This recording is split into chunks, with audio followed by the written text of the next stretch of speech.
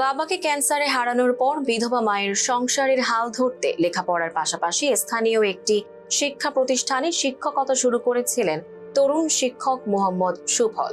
স্বপ্ন ছিল পড়াশোনা শেষ করে একটি ভালো চাকরি করে পরিবারে সচ্ছলতা ফিরিয়ে আনা, কিন্তু নিয়তির নির্মম পরিহাস।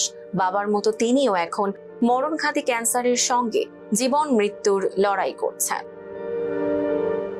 শেরপুর সদর উপজেলার চরশেরপুর দড়িপাড়া গ্রামের বাসিন্দা সুফল শেরপুর সরকারি কলেজের গণিত বিভাগের 2017-18 শিক্ষাবর্ষের অনার্সের শিক্ষার্থী ছিলেন। পড়াশোনার পাশাপাশি শিক্ষকতা করে নিজের শিক্ষার ব্যয় বহনের পাশাপাশি বিধবা মায়ের সংসারের দায়িত্ব কাঁধে তুলে নিয়েছিলেন। পরিবার সূত্রে জানা যায় 2025 সালে সুফলের শরীরে ক্যান্সার ধরা পড়ে। ক্যান্সারে মারা গেছে, 2 বছর চিকিৎসা করছি, মেলা টাকার 8-9 লাখ টাকা চিকিৎসা করছি, বাঁচে নাই। কটা বছর যায় নাই, এই ছেলের অসুস্থ হয়ে গেছে, ক্যান্সার হয়ে গেছে। এখন আমি কি দিয়ে চিকিৎসা পাতি করবো? এরপর থেকে শুরু হয় দীর্ঘ চিকিৎসা। ধীরে ধীরে শারীরিক অবস্থার অবনতি হলে বন্ধ হয়ে যায় তার পড়াশোনা ও শিক্ষকতা। ছেলেকে বাঁচাতে প্রবাসী বড় ছেলের পাঠানো অর্থ, পরিবারের সঞ্চয় এবং ধার দেনা সহ প্রায় 10 থেকে 12 লাখ টাকা ব্যয় করেছেন তার মা আবেদা বেগম। সুফল স্যার আমাদের অত্যন্ত প্রিয় একজন শিক্ষক। তিনি হঠাৎ ক্যান্সার রোগে আক্রান্ত হয়েছেন। আমরা দেশবাসীর কাছে মানবিক আবেদন জানাই, তার পাশে সকলে আমরা আর্থিকভাবে সাহায্য করি। আমাদের এলাকা আমাদের তাকে নিয়ে খুব গর্ব। আমাদের এলাকার আমাদের সবাই ওকে ভালোবাসে। আমরা দেখি, আমরা জানি, আমরা বুঝতে পারি, ঠিক আছে। এখন তো সে মনে করেন ক্যান্সার রোগের আক্রান্ত, দেশবাসীর কাছে এটাই জানাতে চাই, আমরা মনে করেন হেল্প যা করা উচিত করতেছি, এরপর তো পাইরে উঠতে পারতেছি না। আমি একদিন হঠাৎ করে এসে দেখি যে কাকা মাথা নিয়ে উঠতে পারে না, মানে দেখে আমার চোখে পানি এসে পড়ছে। মানে এরকম অসুস্থ নিজের চোখে না দেখলে এটা অকল্পনীয়, মানে কল্পনার বাইরে এটা।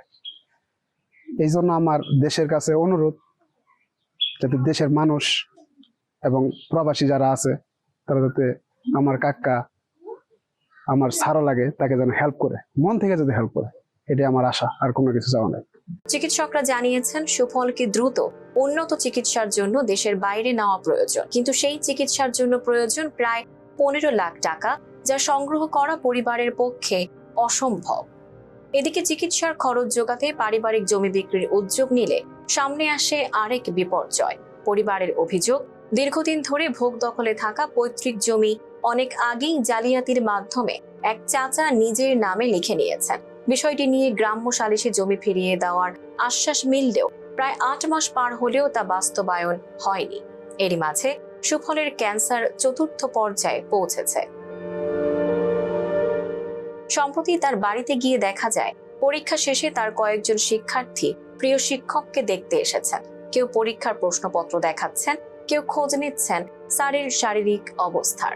কান্নাজড়িত কণ্ঠে সুফল বলেন, তিনি বাঁচতে চান, সুস্থ হয়ে আবার মায়ের পাশে দাঁড়াতে চান, শিক্ষার্থীদের কাছে ফিরতে চান, দেশের সকল বিত্তবান ও মানবিক মানুষের কাছে চিকিৎসার জন্য সহযোগিতাও কামনা করেন।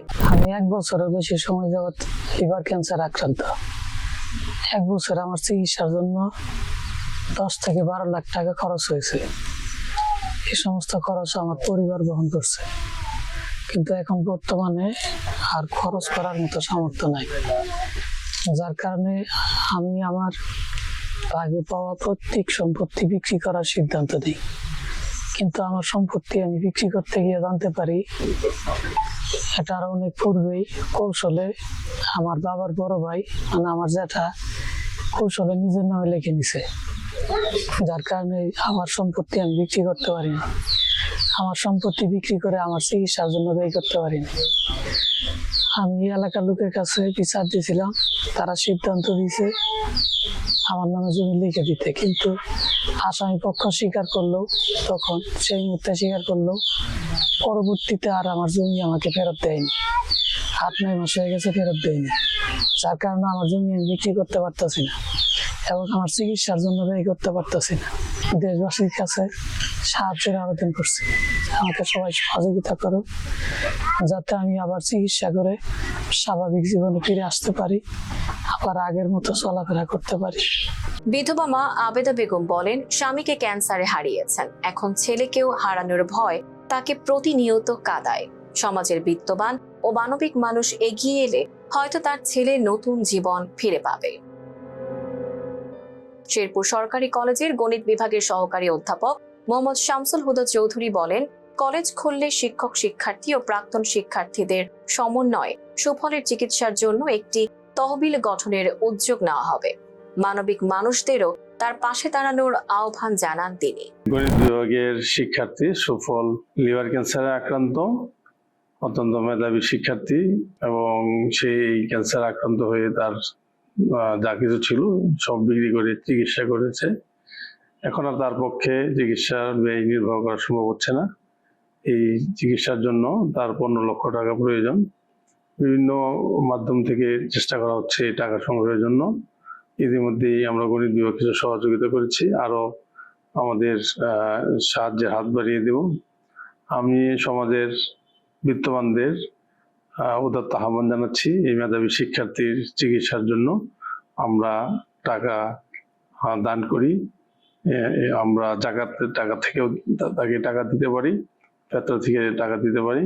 এভাবে বিভিন্নভাবে আমরা যদি সহযোগিতার হাত বাড়িয়ে দিই, আমাদের এই শিক্ষার্থী ইনশাল্লাহ সুস্থ হয়ে উঠবে। আমরা সকলেই চেষ্টা করি আমাদের সাহায্যে হাত বাড়িয়ে দিই। Tanjiba Nowrin, face the people.